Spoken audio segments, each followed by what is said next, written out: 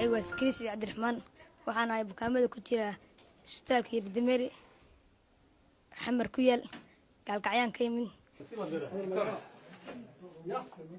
زكريا ما شاء الله والله واحد قال عيود ذكر كان واحد كان يسوى قوم كجرا يا الله يعافيك الله يعافيك يا way caawa qof baa ku soo booqday dad badan oo la socdeen dadka ma ka taqaan qofkaas yuu ahaa ها عبد الله فرماج maxaa Cabdullaahi Farmaajo yaa waay madaxweynaha dalka Soomaaliya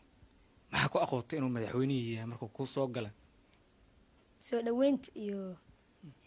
wajiisana oo aan sawir ahaan macnaa iyo muuqaal aan u arkay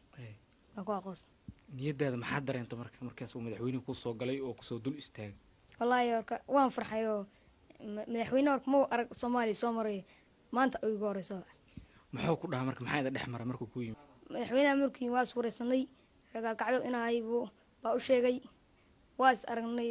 xaaladdeeda caafimaad biga wareystay waa fiicanahay gaalkacyo nabad inay taa u sheegay